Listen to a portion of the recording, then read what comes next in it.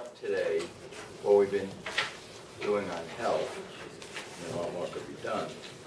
And the issue I'm going to discuss is, I think, a really interesting, important issue. Brings out another type of complementarity in health, and that is across different diseases.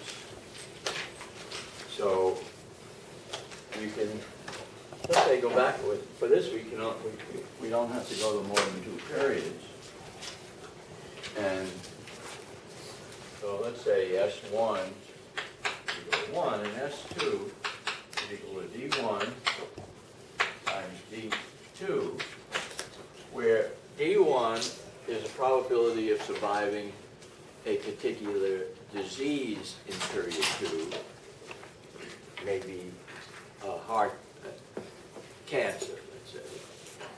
And D2 is a probability of surviving heart disease, and I'm assuming they act independently.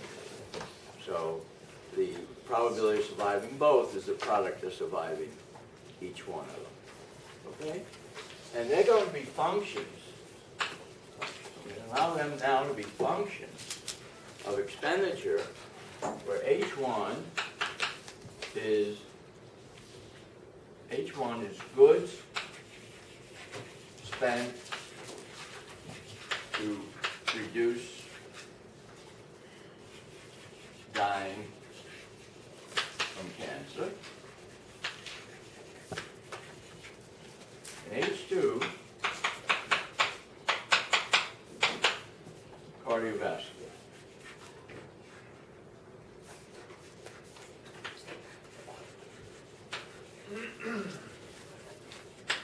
Okay? Again, assume you spend separate amounts, which is generally true. I mean, for cardiovascular disease, you lower your blood pressure, lower your cholesterol, maybe take aspirin, thin your blood, and things of that type. For cancers, to the extent you can do everything, you'll stop smoking. Now, that also has a cardiovascular effect, maybe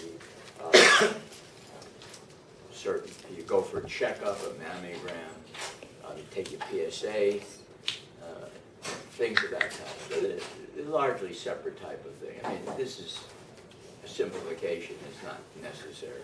Okay? And at the end of the second period, you die. So it's the issue, you go through a period. You can have this extended over many periods. Okay? So then, I'm going to write the utility function the usual way now.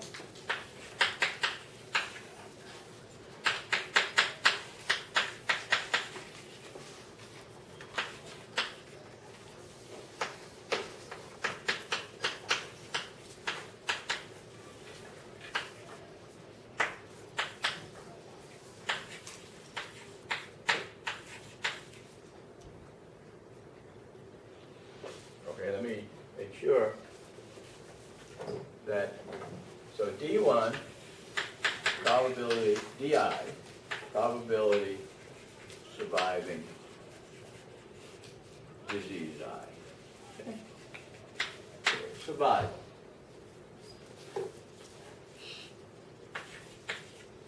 Okay? So that's our utility function. Direct extension of what we had before. And we'll assume again full annuity insurance.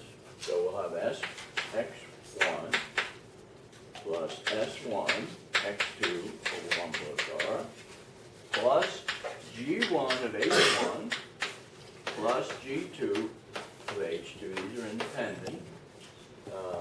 So the G's,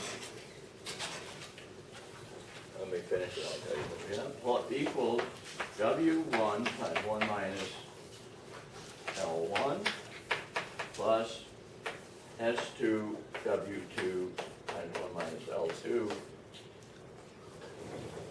over 1 plus R. Okay, now G1 equal expenditures, let's say GI, expenditures on lowering death from disease I. Okay, so what will we assume? So we'll assume these a cause that's convex, so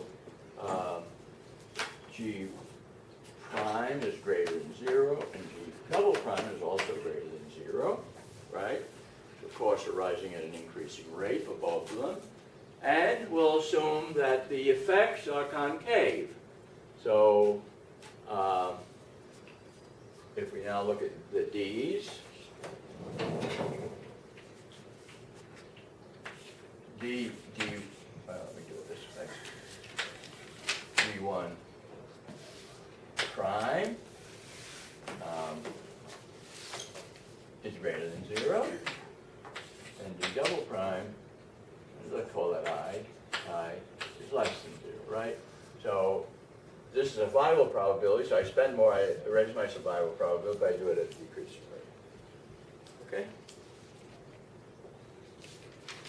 So the problem is pretty much the same as before, except now we have 2 health control variables and 2 diseases. So if we go through and look at our first order conditions, and the assumptions I made on the G's and the D functions are going to be that the first order conditions will give us a maximum along with the concavity of the U functions. If I look at my first order conditions, I would get what? I would get beta. Okay, now that's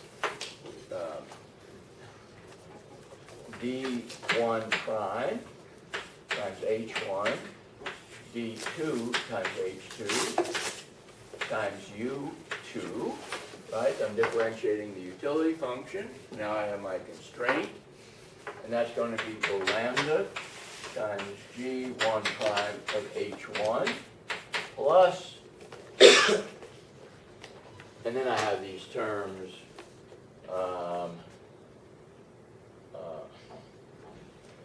write them down, D1 prime times G2 over 1 plus R times X2 minus W2 times 1 minus L2, right? And this whole thing in brackets. I'm not going to pay much attention to this. Assume, let's say, roughly you're consuming your income, okay? Important condition includes that. And then I would have B beta D1 times D2 prime of H2 times U2 equal lambda times G2 prime of H2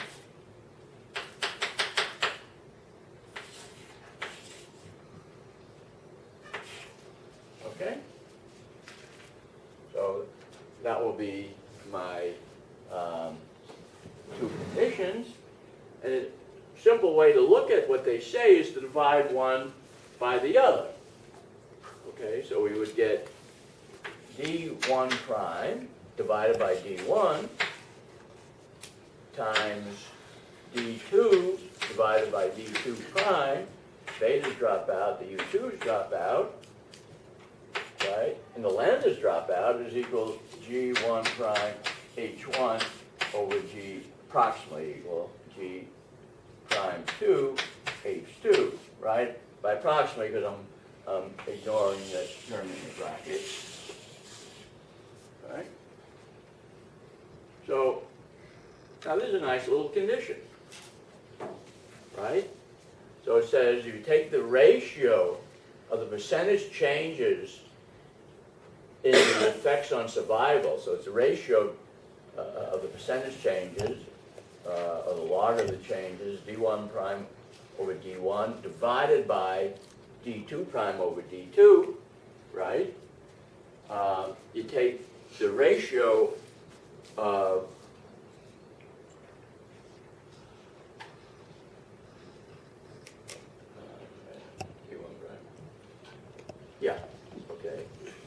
you equal the ratio of the relative cost. So suppose, for example,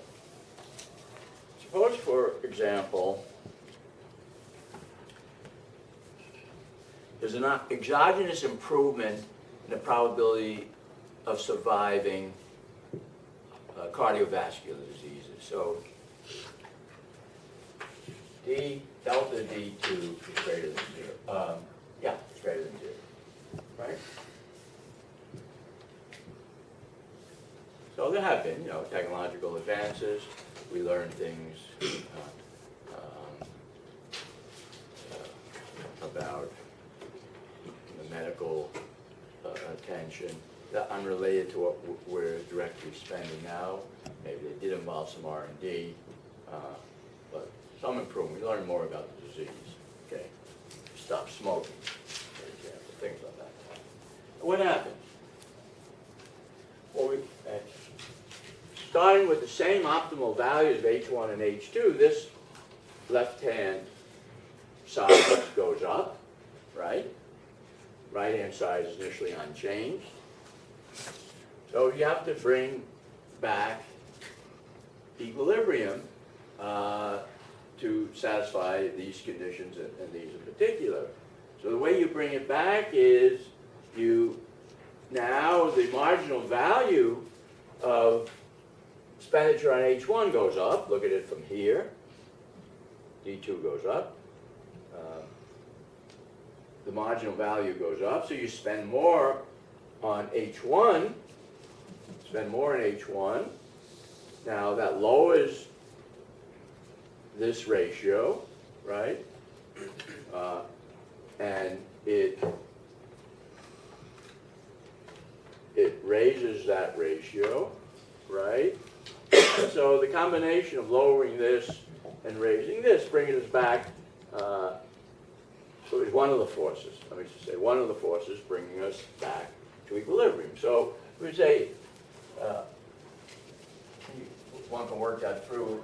Maybe you should do that tomorrow, Dan. But what we would be saying here is, let's say D, H1, D. I'm going to call that delta D2 is greater than 0. So they're complements. And similarly, the increase in H1 is going to encourage, you look at this condition, the increase in H1 raises D1. Let's say we had this exogenous change in D2 to the left. I should have said that before. It's simple in case it lets this marginal productivity unaffected, right?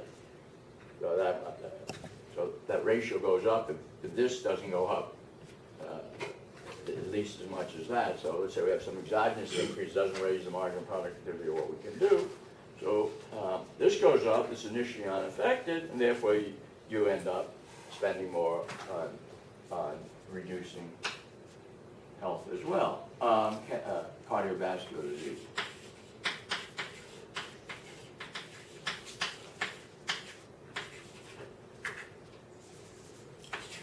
So what we're showing is, and it makes a lot of sense, they have some improvement in one disease. Let's say cardiovascular. That's been a disease where there's been enormous improvement in the last 40 years. Improvement in cardiovascular disease. We know how to treat it better. That's going to lead us to do more to reduce the probability of dying from cancer or Alzheimer's or other diseases of old age. Right? That's what the increase in H1 is. So they're complements. And the improvement, even though initially the marginal productivity of spending on cardiovascular doesn't change, the improvement in cancer survival rate leads us to want to spend more on cardiovascular too, even without assuming its marginal productivity was increased initially.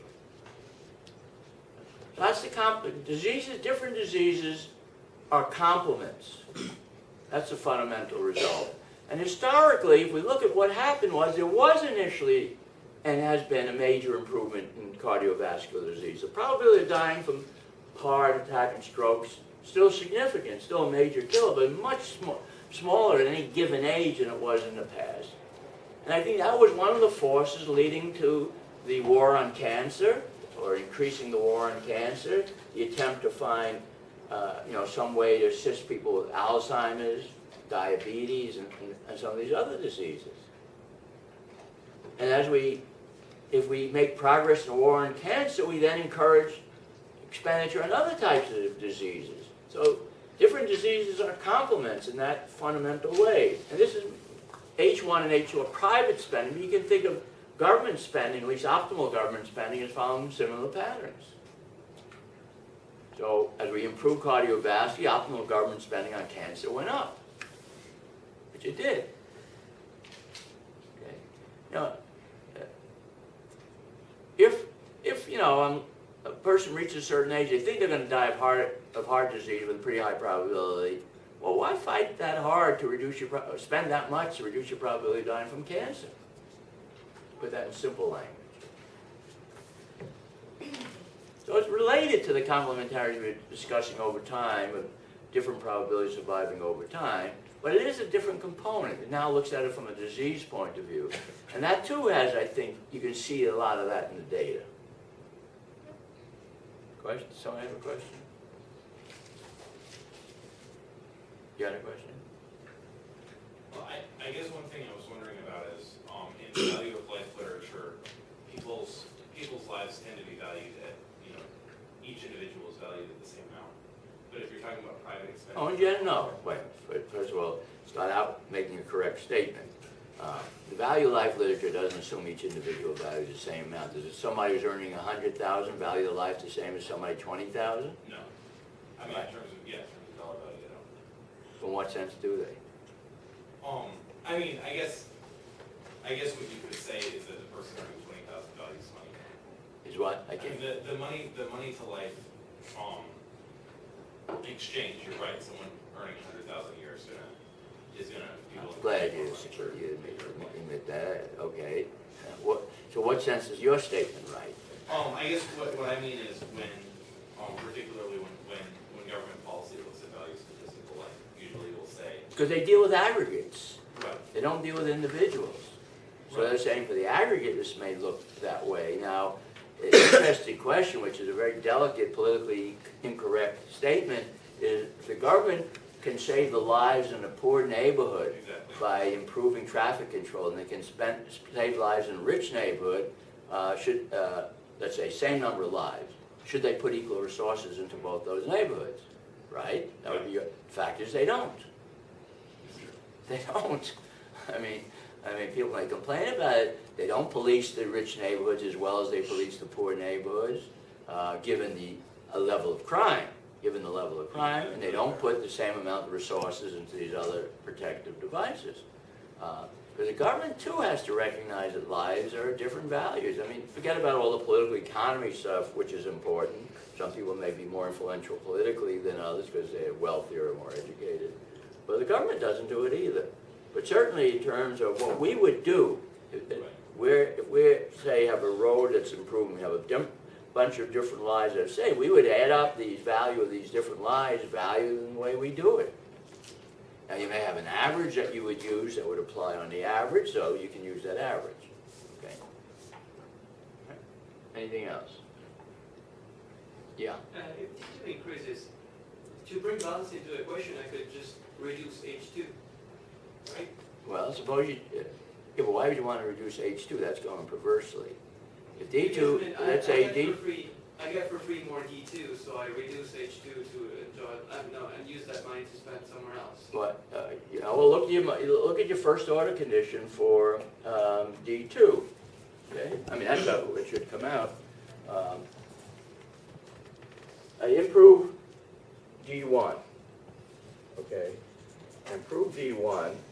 I don't initially have any change on this, so the question will be, you know, what will be the implication of H2? It could make sure. We improved D2, right? Okay, right? Without touching D2 prime. Pardon me? We improved D2, right? We improved D2 without touching D2 prime. Without touching D2 prime. Yeah, right, exactly. So from the second order condition, I see that the optimal level of H2 should stay the same, or? No, in general, that won't be true. Yeah. No, that won't be true. Optimal level should stay the same. I mean, take this equation, okay? If we improve D2, and what are we going to do about D1, H1? Well, from Are we going to increase H1? Because that equation doesn't change, right? Well, this equation doesn't change. We don't change H1, right? This equation doesn't change if we don't change H1. This equation will change, Yeah. right? But what I'm saying, I know that D2 increases, so I could just bring down H2. Yeah, but wait, this equation will change, right? This will go up, right? So this is a force raising the marginal value and increasing H1, of H1. Now, if H1 goes up, this goes up. All right. But that doesn't mean, I mean, what you're saying has some validity to it, because this goes up, but if let's say if I'm reducing my H2, this is, H1 will go up. Okay. But if I'm reducing my H2 and spending more on X2 and L2, let's say, this will go up. This will go up, okay? But if that goes up, and this goes up, with a given and H2 is going down, and what's happening, okay? So H2 is going down, these two are going up, right? If H2 goes down, this goes down, and, right? If H2 goes down, this goes up. This goes, yeah. This goes up. Well, everything is going up. That's all perverse. But also G2 is going up. Now, G2 prime, if H2 goes up, G2 prime goes up, right. So the question would be, good question, could the increase in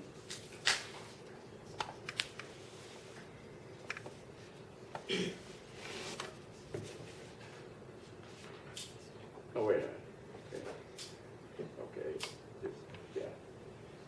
If H2 remained unchanged, let's screwing up. If H2 remained unchanged, and H1 went up, this goes up, okay?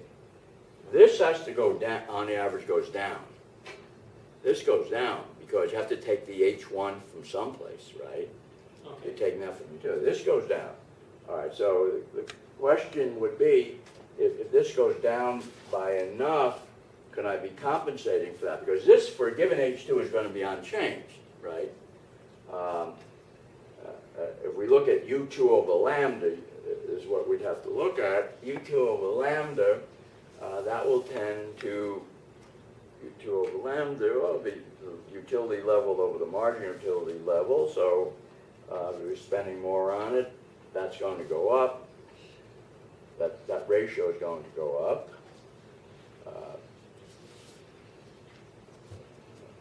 Spending less on it, that ratio is going to go down. Now, I think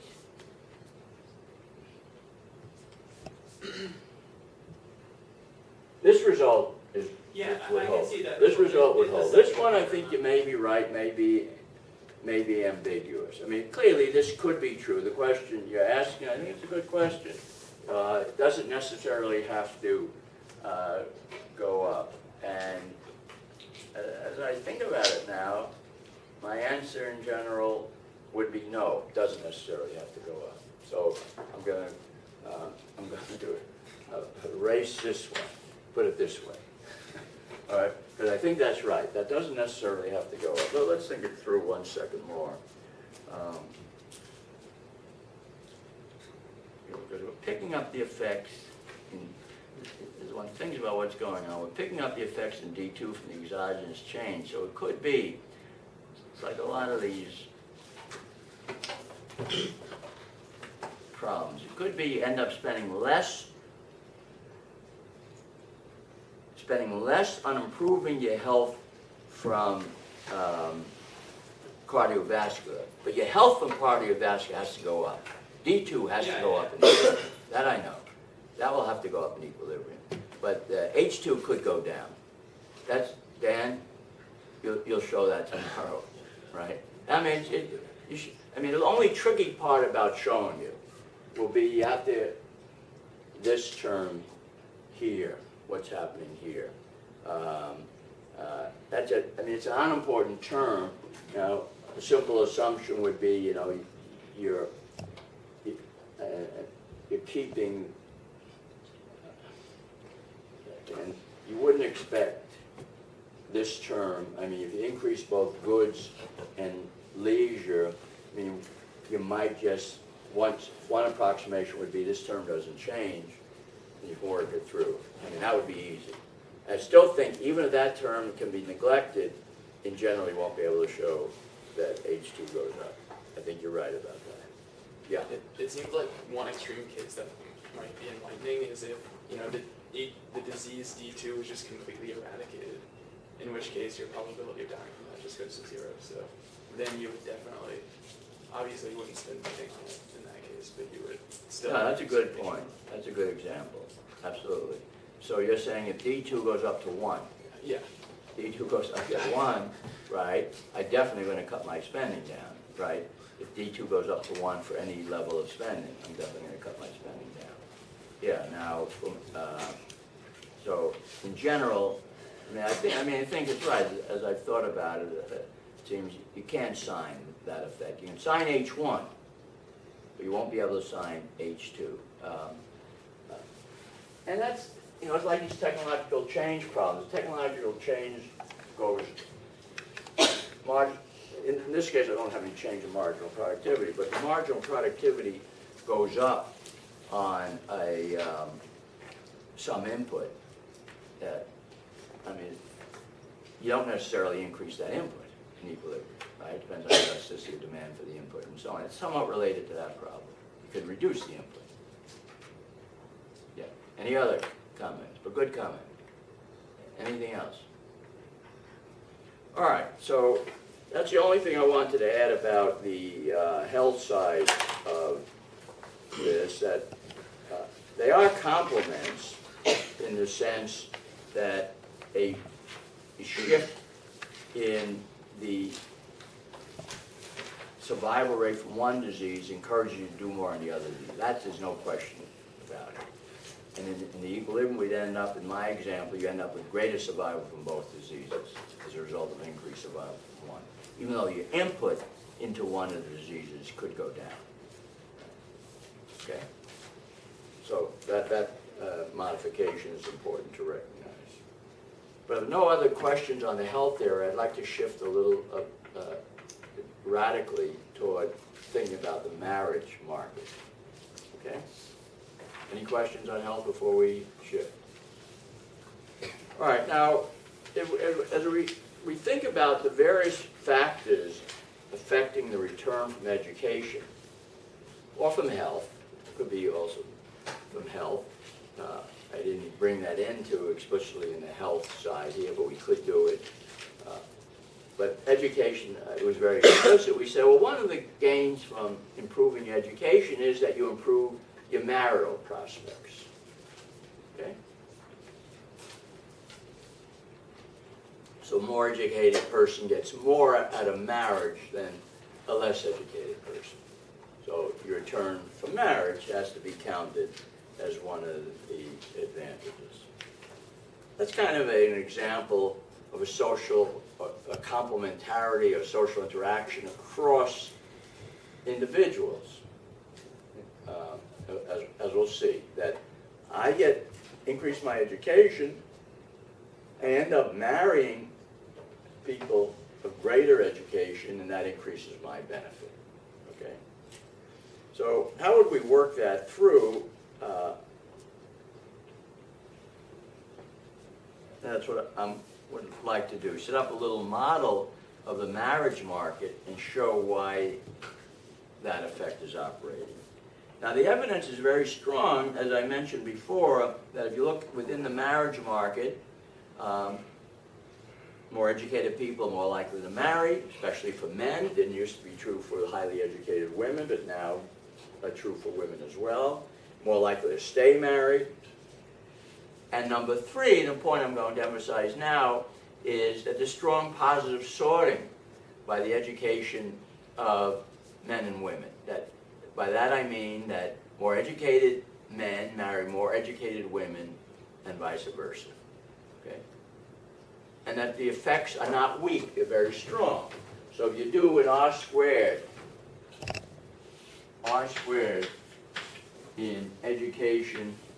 and how you're measuring education. Let's say education of men by years of schooling, education of women. That simple R squared is about 0.6. And it's true in a lot of societies. Now, maybe it's due to other variables like abilities and so on. But the effect on education, simple is strong, and even if you take a lot of partials, it's strong. So more educated people marry each other, maybe because you're sitting in the same classrooms and you meet each other. But even in school systems that are segregated, you see that. I mean, so there must be something fundamental going on here.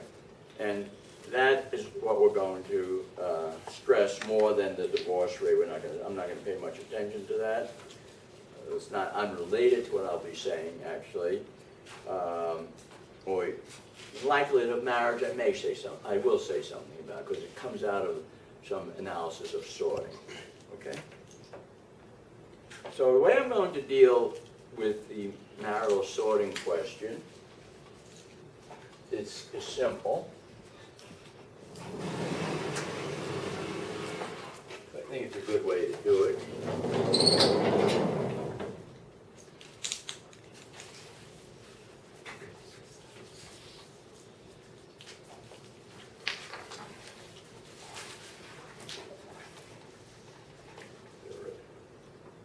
You're going to erase this somewhere.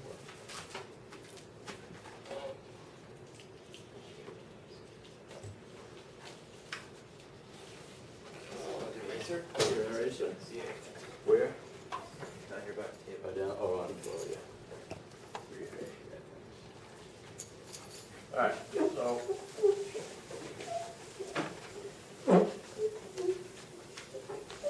Now, marital sorting is an aspect of matching.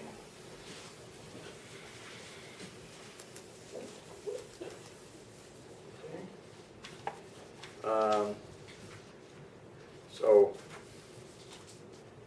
that's how I'm going to treat it. It's a matching problem. And suppose, and take a simple approach, suppose each household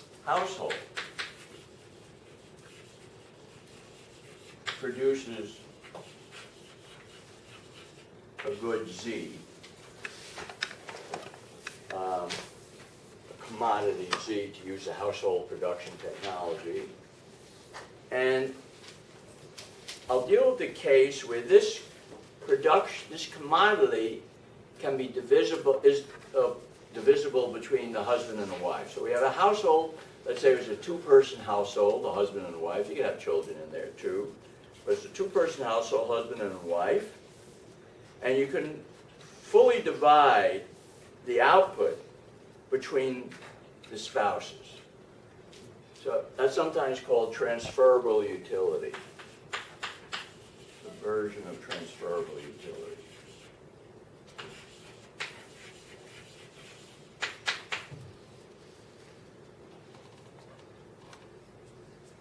Transferable utility, I'm not going to get much into this, but in utility space would mean that here's a utility of man, and here's a utility of the female. You have a linear boundary.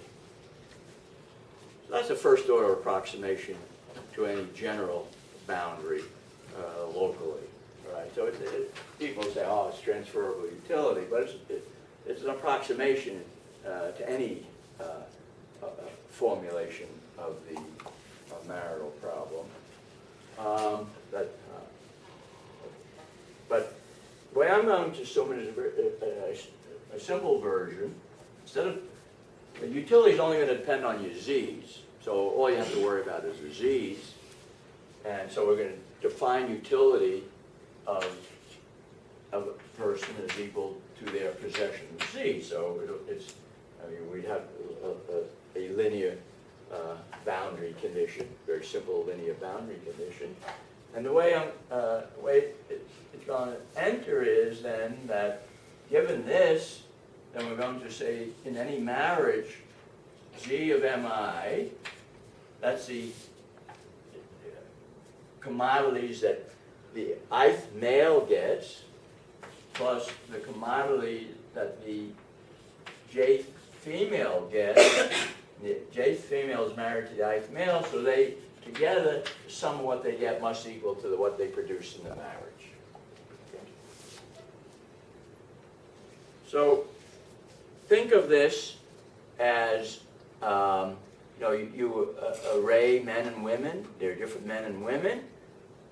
Let's say you have n men and maybe m women. M may not be equal to n. And you're sorting them in a 2-by-2 pattern. One man with one woman. Now, you could have polygamy, one man with several women. You could have homosexual marriages, 2 men married. I mean, the theory is perfectly correct, politically correct on this. You can have any combination. Polygamy may not be politically correct. But we're going to deal with a simple case, monogamy, and heterosexual marriages. Okay. Clearly the predominant form. But the theory, and I'm serious about it, the theory is applicable to other marriages as well. In my book on the family, I have a very short section on homosexual marriages and give some implications about what we get out of the theory about them.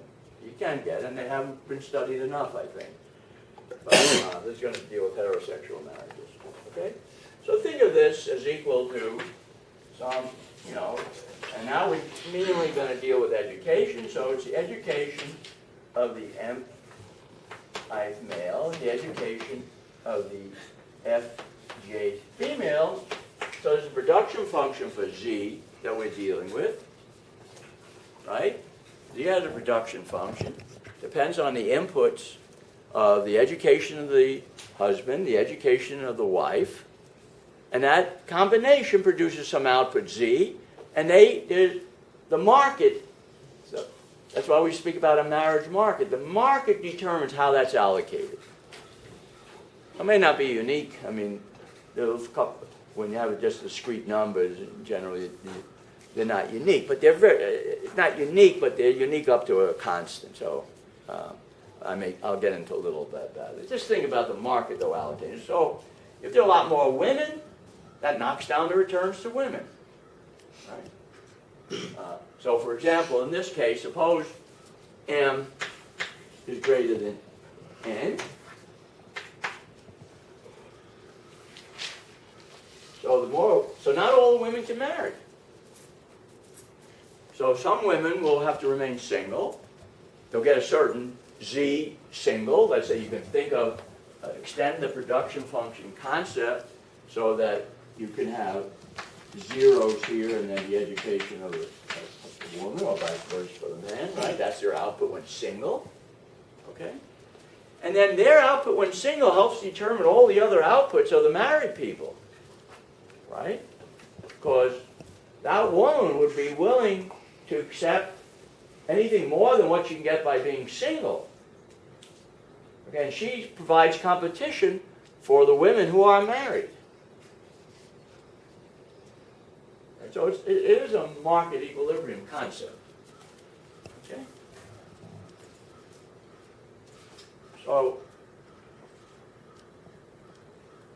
the question I wanted to address is, well, first of all, we'd have to know something about the properties of this function. I'm going to assume that Zm is greater than 0.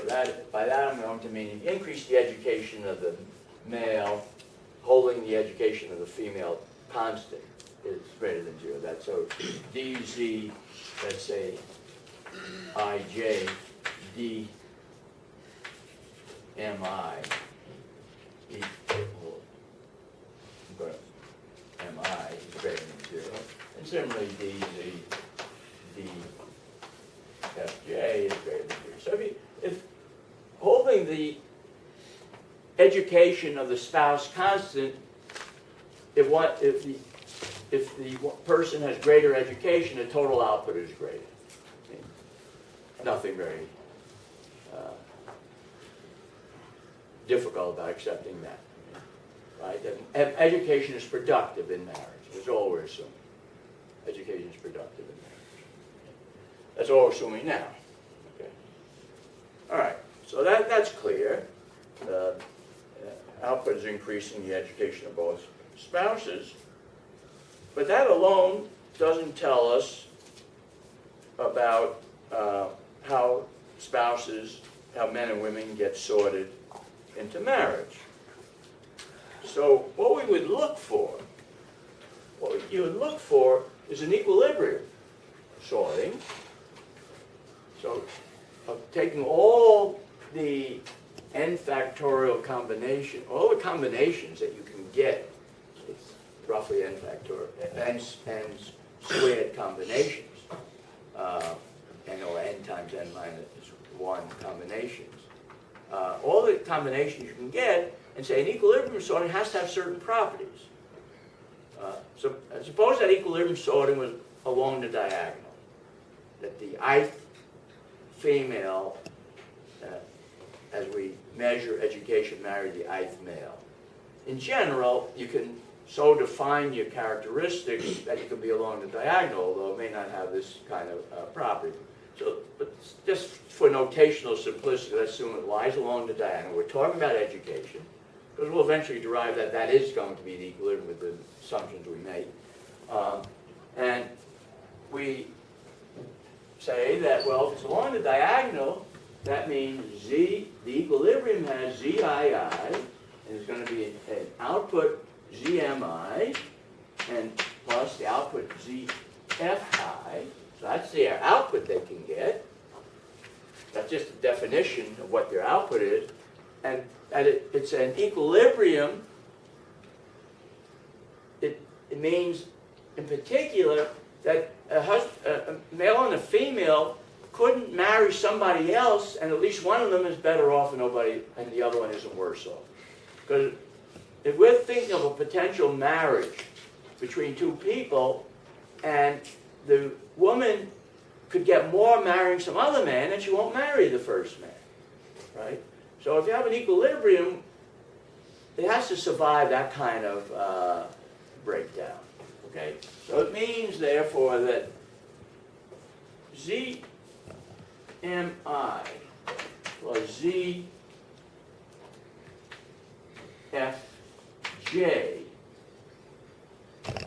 okay? And so these are from the equilibrium. So this is the income the male gets when they're married to the ith female. This is the ith male. This is the income they would get. This is the income the jth female would marry when she marries the jth male, and that's going to be greater than or equal to Zij, what the ith female and the ith male and the jth female can get when they marry to each other. Okay? You have to have that condition. That they can't switch partners and be better off. They can't change partners and be better off. Because if they could change, if the ith male, instead of marrying the ith female, married the jth female, and they got an income together that was greater than what they were getting in this diagonal sorting, then they would marry, the ith male would marry the jth female, not the ith female. And the ith female, jth female would marry the ith male and not the jth male. Okay? That's basic. That has to be the condition. Okay. So, given that, you can say, well,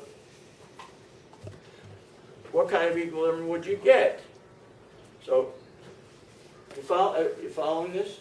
Any questions? This comes clearer with an example. So you had two males of two different education and females of two different educations. Okay. So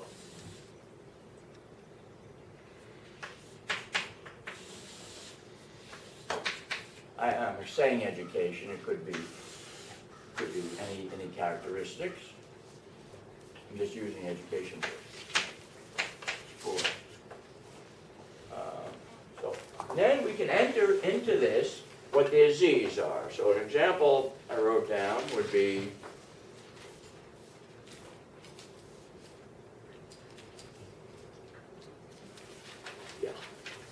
Z, oh, so this is Z11. So that's going to equal 1. Z21, the second female with the first male, is going to be equal to 3. And these I'm just assuming. Z12 is going to be equal to 3. And Z22 is equal to 4. Suppose you had that. Now the best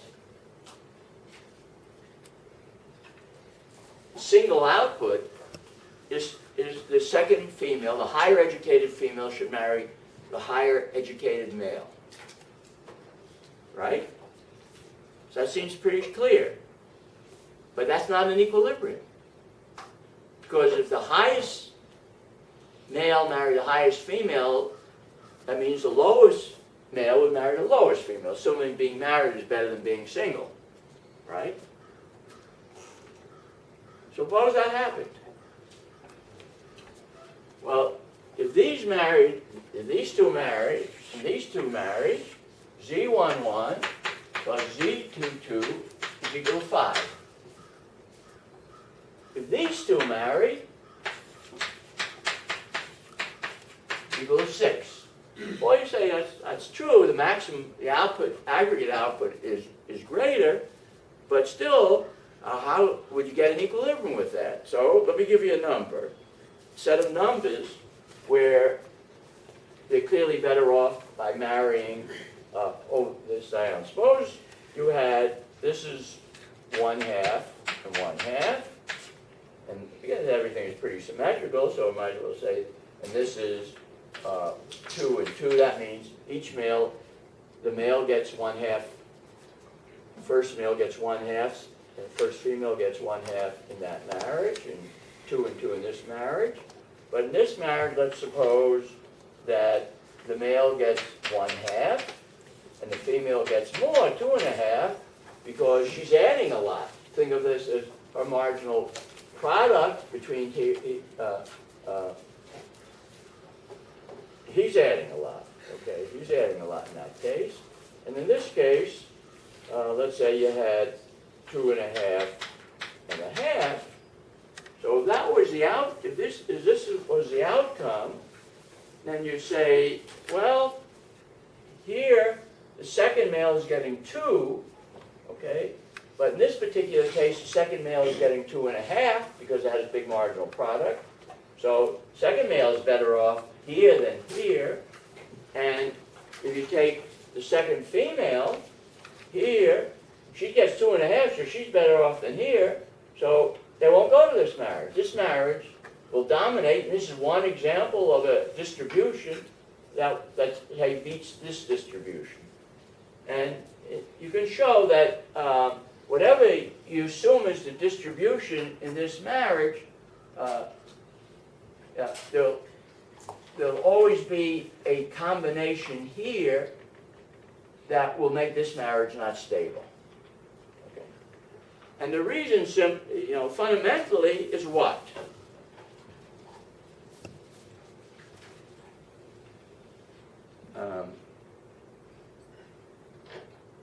Patricia Ritter-Berger.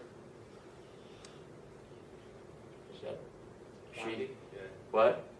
Bati's not here. Is that a male or female name? Female. Female. Oh, Patricia. Okay. All right. All right. Sarah Heller. That's me. What's the question?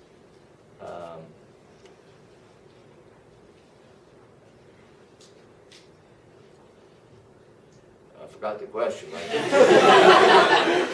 think the question was, how can we know that this diagonal matching couldn't be the equilibrium? Is it not going to depend on the distribution between the spouses? It could, but can you find me a distribution where you had a diagonal matching that will satisfy the basic equality and inequality conditions up here? I mean, that's what you have to try to find, right? There's one thing we could see that shows you really couldn't do that. See what it is? I wrote it down. Anyone? Yeah. I mean, since the total gains of the marriages is higher when you have the more educated marrying the less educated, there's always going to be someone. No, yeah, go ahead, yeah. There's always going to be someone in, I guess, in one of the marriages who's willing to offer the person the other marriage more. Right, because if the total is less Yeah. in the marriages along the diagonal, okay, and it's greater in the marriages off the diagonal, then if you took the marriage along the diagonal as a possible equilibrium, you'd say, well, there's more pie to be distributed if I go to the other equilibrium, so I should be able to make a couple of people better off than they were in that marital, in that diagonal equilibrium, right, in positive sorting. And you cannot find, it's true, we haven't specified what determines the outputs here, but you cannot find a set of outputs where the people with more education gets more than the people with less education, satisfying the marginal productivity condition, and that the diagonal marriage beats the other marriage. Right? And that's very much related to the sum condition. So the big secret in understanding sorting questions is when you have transferable utility, you convert them into a maximization problem. I mean, there's no externalities. Think of it another way. There are no externalities in this problem. All right? So then you think of it from a social planner problem, maximizing some aggregate surplus. That should give you the competitive outcome. Right? There's no externality. Yes, if I marry somebody, if I'm high educated, I marry somebody else, I have a high marginal product and they're married, but I'm taking that away from somebody else. Right? There's no spillovers from one marriage to the next. Now, I'll come to an example later where there seem to be externalities. Right? But there are no externalities here. So by converting it into the maximization of the aggregate problem, you greatly simplify the problem. That was a big insight to see in this problem.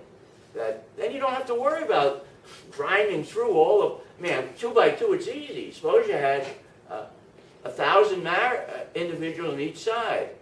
So potentially, what, there's 1,000 squared? Is that right? Yeah. 1,000 squared.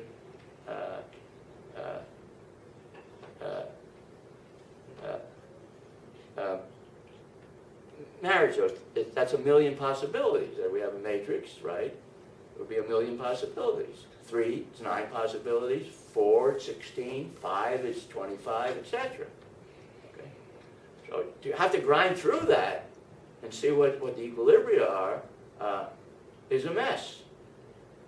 Once you know, you just have to look for the maximum. Then you can say, what conditions on the production function will give me different type of maximum? Okay.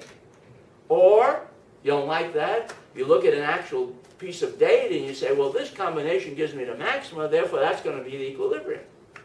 Right? So I have a matrix of 10 by 10, and I look through and I find some combination in that matrix that gives me the maximum z, I know that's the equilibrium. It may be more than one, so you have more than one equilibrium. Right? If you have more than one that gives you the same top, then you can have more than one equilibrium. Okay? Yes? So is there a reason to believe that that's the diagonal that's maximum in terms of... Well, I just gave an example. I mean, what diagonal? I mean, does that generalize that it's not going to be the low education and the high education? No. Okay. No. I'll show you the conditions under which that will be the maximum, which I think are the most reasonable conditions. I just wanted to give you a counterexample. And what's attractive about this counterexample, okay, is if you look at this, you might say, well, this is the best output. Therefore, it's best for these the high man and the high woman to marry each other, because they can get the best output that way, right?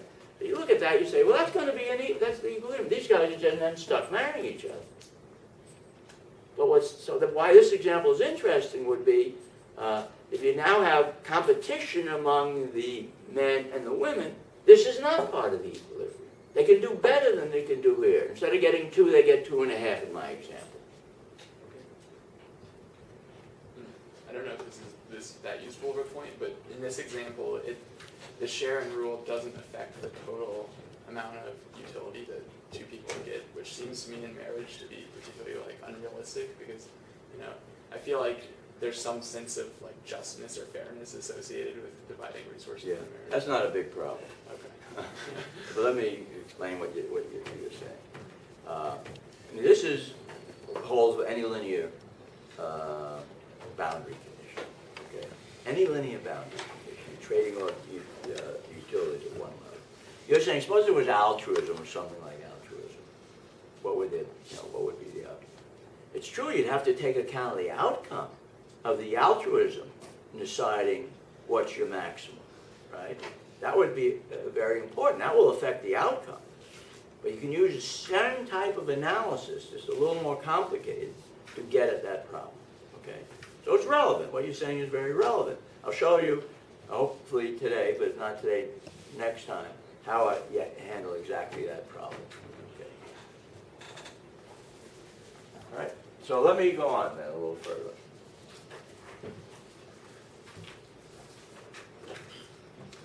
So, what are the general principles? Well, remember we imposed a restriction that the first derivatives are positive. What about the second derivatives? Well, suppose you had a case where z was equal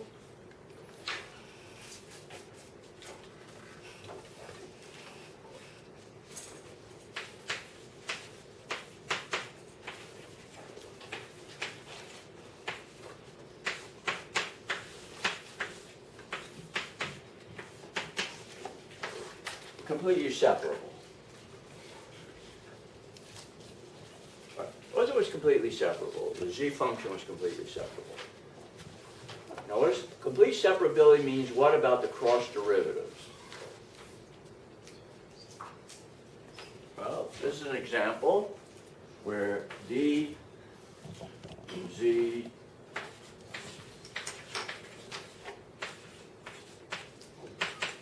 so if you increase the education here, it doesn't affect the production of the M, right?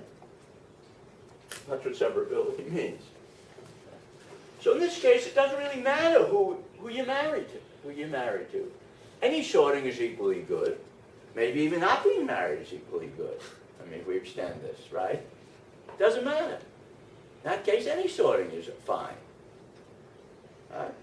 So if we observe a world with strong positive sorting, not only by education, I said 0.6 someplace, right? Well, don't have it here, but 0.6 R squared on education, but you name pretty much any characteristic, it's very strongly positively sorted. IQ, maybe that's related to education, very strongly positive sorted IQ of men and women. Family background, racial background, religious background, height, age. I mean, there may be psychological characteristics where it's not true. Maybe a passive person sorts well with an aggressive person. May well be true. So I'm not saying every possible characteristic, but you think of the main sort of personal and demographic characteristics we look at in economics. They're all positively sorted. Now they're positively correlated too. I mean, that's true. So you're marrying a mixture of different characteristics, right? But you look at racial marriage in the United States. Intermarriages between African Americans and whites are very uncommon. Very uncommon. Maybe 5% of the marriages. Growing some, but still very uncommon. So, by education level, and then you get more deviations, but still you get strong positive sorting. So, The question you have to ask then, I think when thinking about this problem, under what conditions you get strong positive sorting? Well, the fundamental condition is if instead of this, you have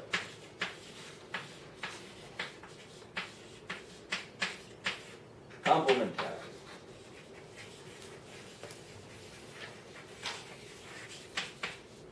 Okay.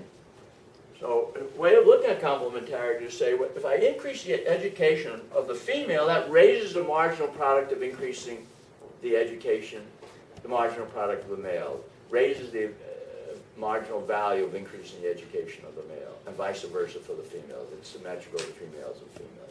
So in this example, that isn't true.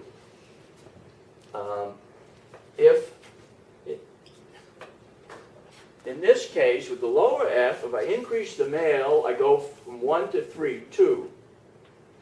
In this case, with the higher females, I increase the male, I only go from 3 to 4. It's 1. I violate that condition.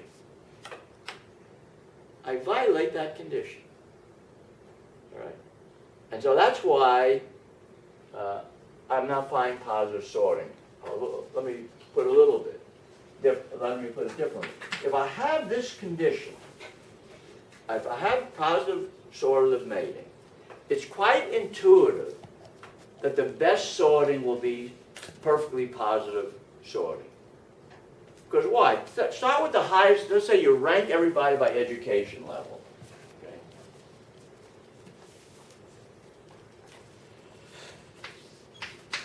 Males. This is the highest education. Females.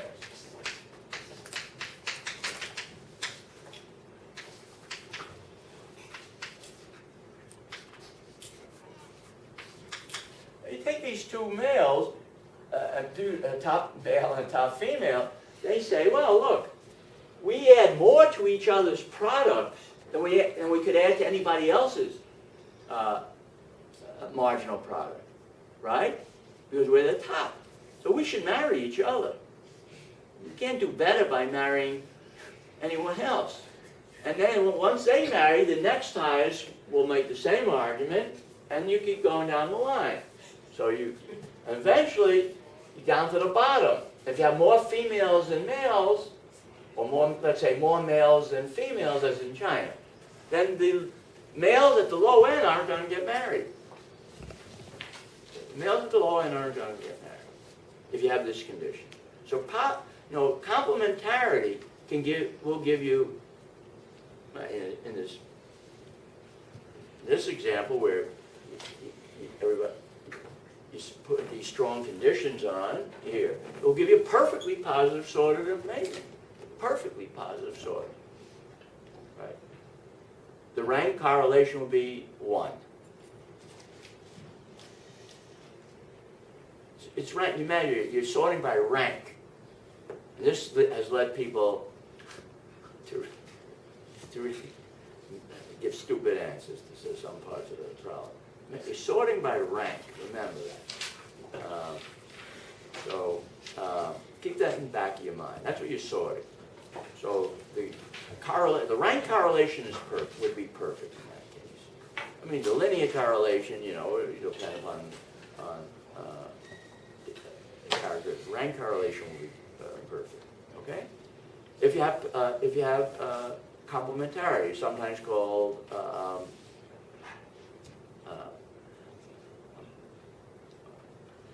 modularity, positive modularity. When Paul Milgram introduced that into the analysis, it's useful when you don't have continuity and so on as a generalization of complementarity, but for most of the purposes, complementarity. I mean, to think of what's really going on, think of it in terms of complementarity. All right. If you don't have continuity in the derivatives, then you have to give a more general extension. So I remember he wrote me. He said, "Did I know I was talking about modularity when I was working on complementarity?" I said, "No, I didn't know that. Thanks." But I still think of it in terms of complementarity. And that's fundamentally what it is. And so when you think of it in terms of complementarity, it's really the same problem that you see in a lot of other examples.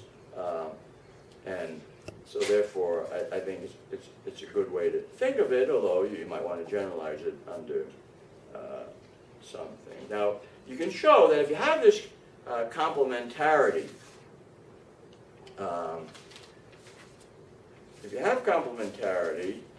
then you will have that if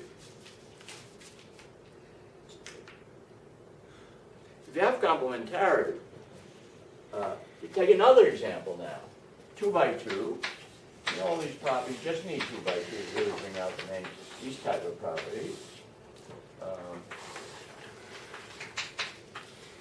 So I'll change the numbers a little and make them 1.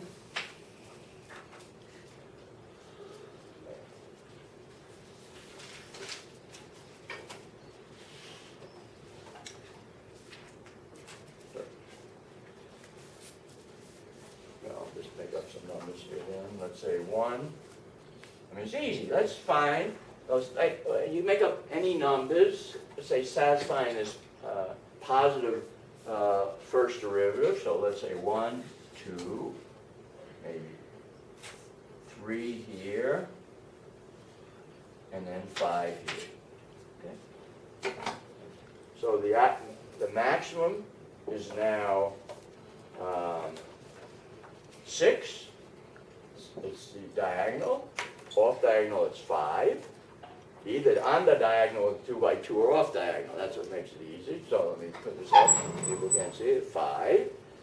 It's satisfying that complementarity condition in the sense when I have low f and increase m, I only get 1 additional unit. When I have higher f and increase m, same m, I get 2 additional units. So that's the complementarity condition. And now we're maximizing by going under that. And you can show that the only equilibrium is on the diagonal. You can't find any combination of payoffs within the off diagonal where they sum up to 5 that can't be beaten by something on the diagonal. And so the off diagonal won't be in equilibrium. Okay.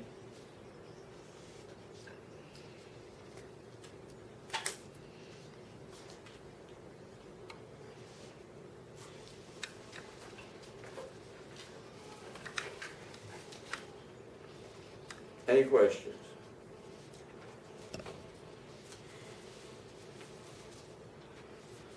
Yeah.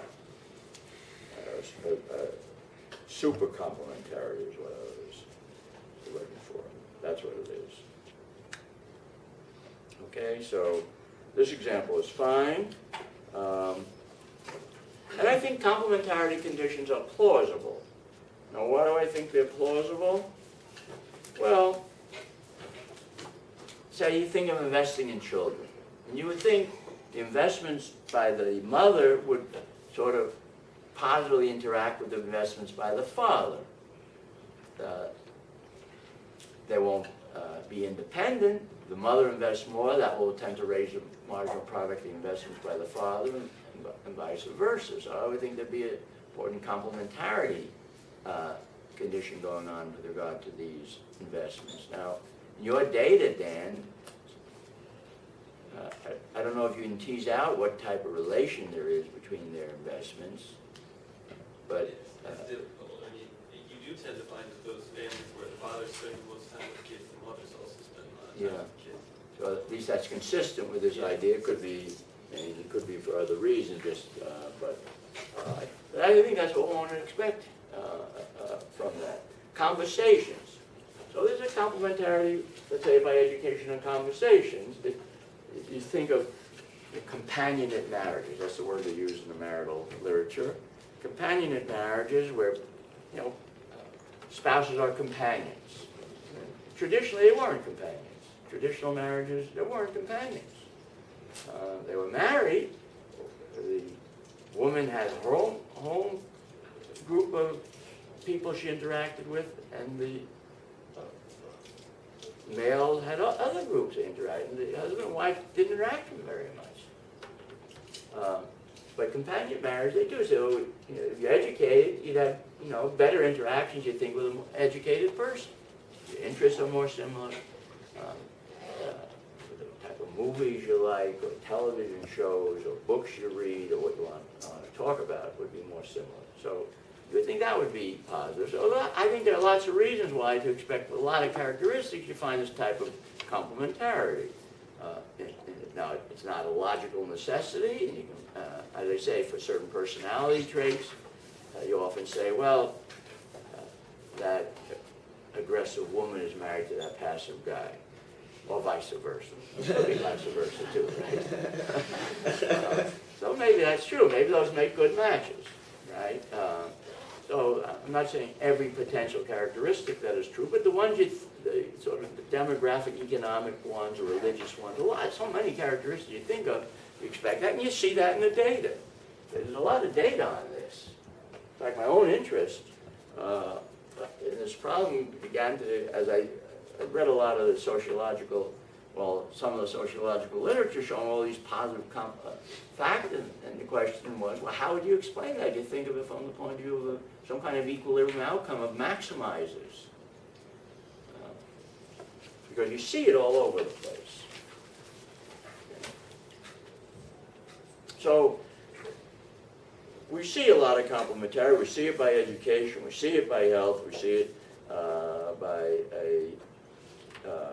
and we see it even in non-marital relationships. Friends tend to be of similar education.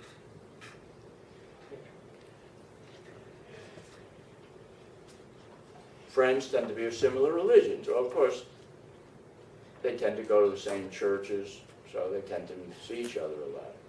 But you look at neighbors. Neighbors are often segregated by education, religion, and so on. Other income variables have to be more subtle and looking at it more seriously.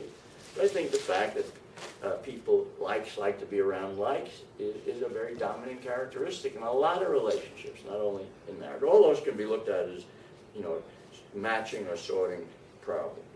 Okay?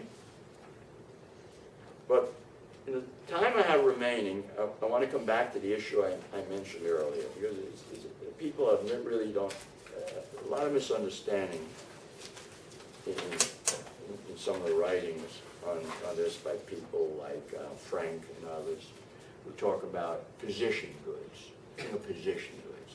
Okay? Well, think of matching then. Matching, you might say, it's a position good in the sense that it's the ranks that matter, not your levels.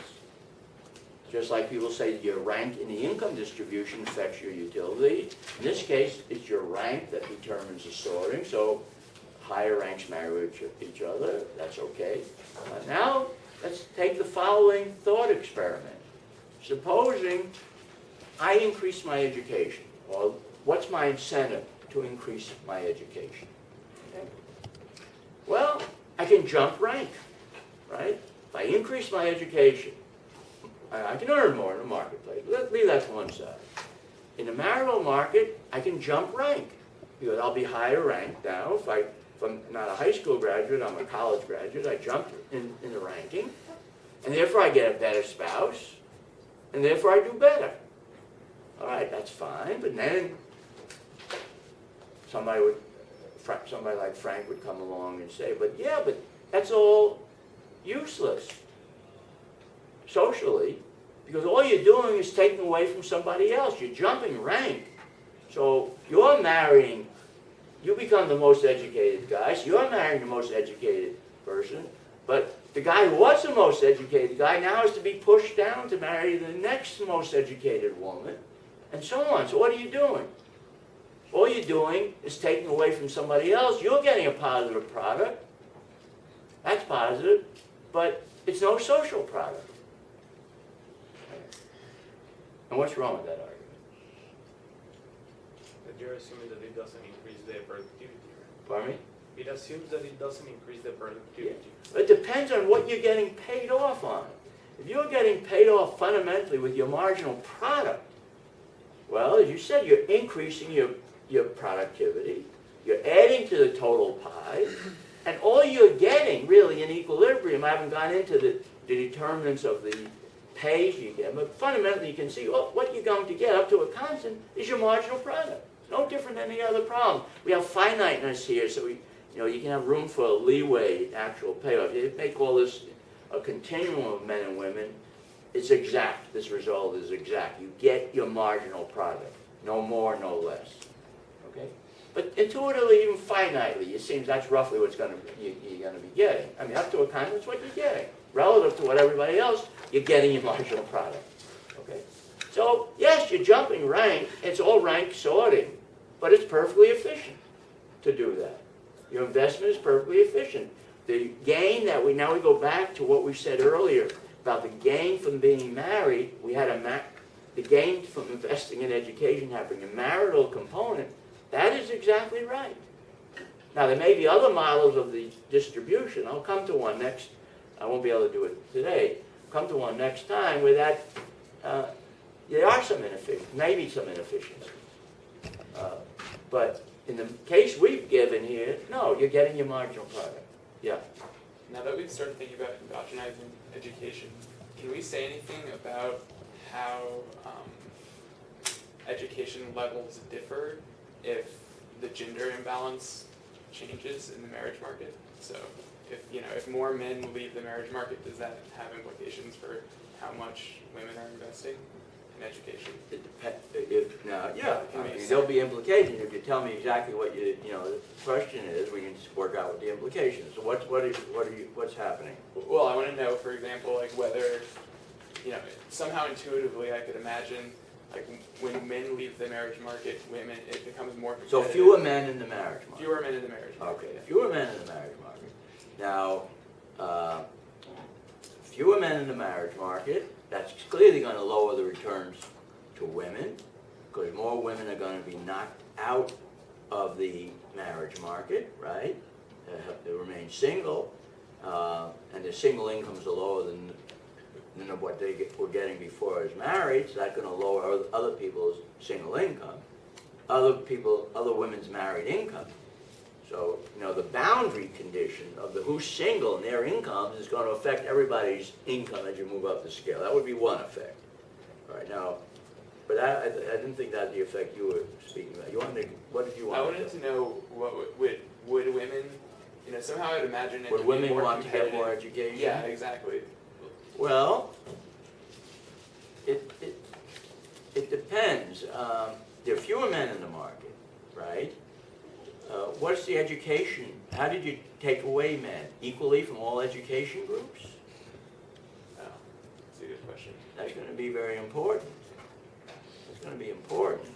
So it's not clear that the marginal products, the level of the earnings of women are going to go down, right? But the advantages now of women going, let's say there are fewer men, but we're taking them out from all. So the highest women are still going to marry the highest educated man, and the next highest, so on.